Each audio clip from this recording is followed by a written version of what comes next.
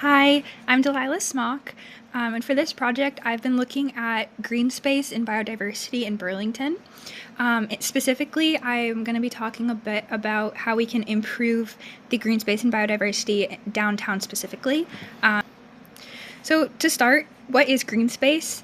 By textbook definition, green space is an area of grass, trees, or other vegetation set apart for recreational or aesthetic purposes in an otherwise urban environment. More specifically, in Burlington, that looks like places like Centennial Woods off of UVM's campus, Oak Ledge Park, North Beach Park, and Battery Park. These are places that attract people because they're different from the urban environment. They're not brick pavers, they're not concrete. And studies show that nature does tend to bring people more joy than when they're stuck in an urban environment all the time. And as far as Vermont goes, Burlington is pretty much as urban as it's going to get. So for the purposes of this project, like I said, I'm going to be focusing on a few areas downtown specifically because there is green space in Burlington. There is biodiversity in Burlington. But there is a sector of it that I think could use a lot of improvement. So again, like I said, outskirts of UVM's campus, South Prospect Street down to Battery Street. So what does biodiversity look like in an urban setting? Urban settings, as we know, can pose threats to plant and animal life, especially when there are high traffic levels, lots of construction, which as UVM students, we are all very familiar with the never-ending construction on Main Street. But there are species who fall under two categories where they can do well in urban environments, and those are urban adapters and urban exploiters. An urban exploiter, we see them all the time. They're crows, raccoons, rats. These are species that live in highly urbanized areas and are actually reliant upon urban resources. They benefit from what humans put into these places. Urban adapters are animals like skunks, deer, coyote. These are species that thrive in an urban environment, but they also are dependent on natural resources, so they can do well in both settings. I know personally I have seen all of these animals in and around Burlington on UVM campus. I know the skunk on Athletic campus is quite the celebrity around my dorm building.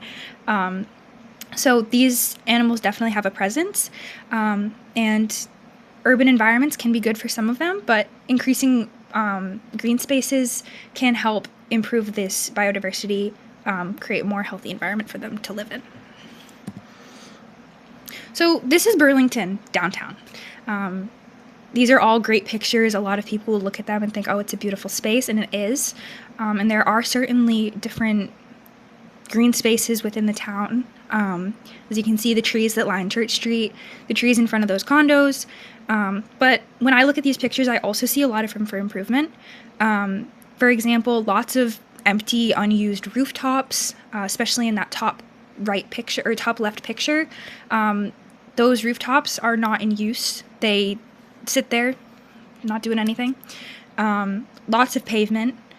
A lot of the trees that are there are spread out. They don't really contribute to biodiversity.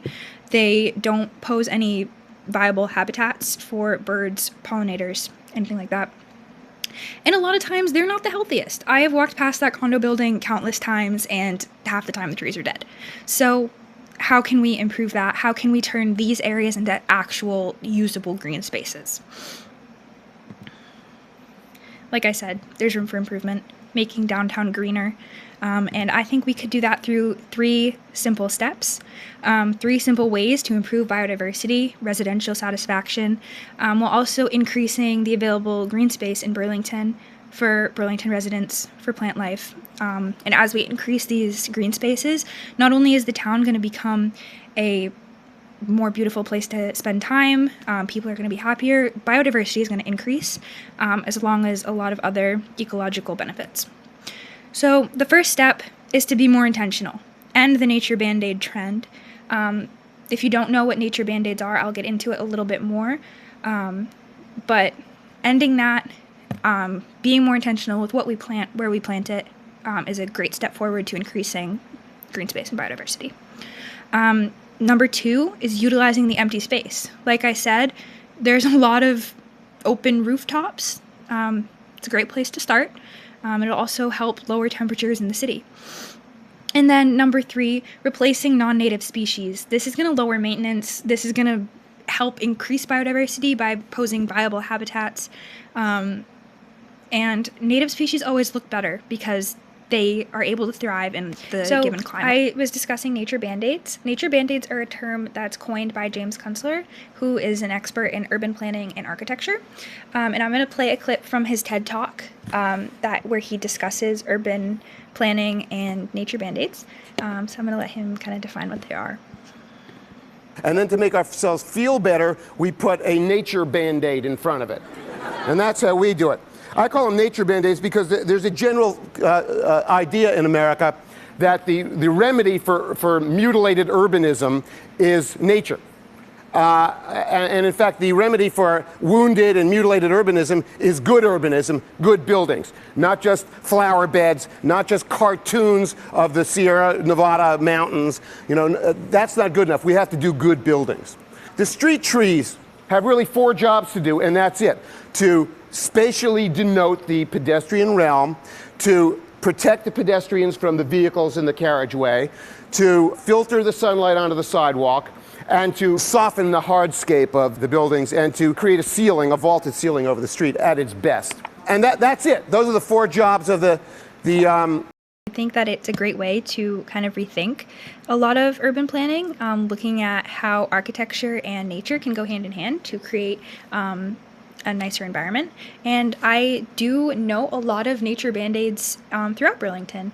Like that image I showed of Church Street, you can see those street trees just lining the street. Are they contributing to biodiversity? No.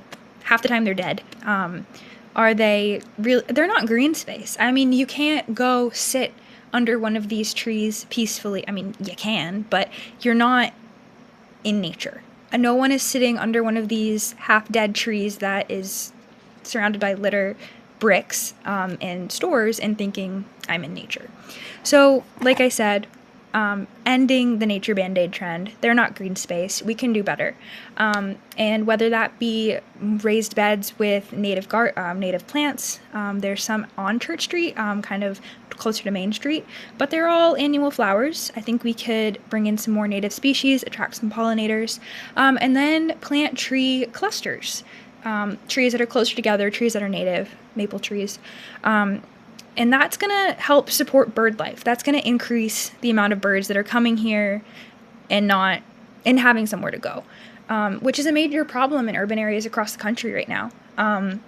A study shows that 17% of the 800 North American bird species are in decline, and 20 species on the Audubon's list of common birds in decline are losing their population due to urban environments and not having proper habitats. Then parks with less lawns, more native species. That's lawns I look at as nature band-aids as well. Yes, they're community spaces. Yes, they're green. Yes, they're technically green spaces, but they're green spaces in the sense of, yes, they are green and they are a place for communities to gather. Not green in the sense of sustainable. Lawns are very unsustainable. So I think green space and biodiversity should go hand in hand. I think we need to rethink what green space actually is. All right, my next point is the back to the rooftop gardens, and I think that this is like the best way to increase green space and biodiversity in the city. But we looked at that picture of the aerial picture of Burlington, of Church Street. All of those rooftops are empty, they're vacant, they're not being used. They're great spots to put community gardens, native species, pollinator gardens, rain gardens. New York City is a part of a project right now with the help of the Nature Conservancy. Prior to starting, they only had less than 1% of their entire city utilizing green space. And I think that Burlington has the opportunity to add these to a considerable amount of roofs.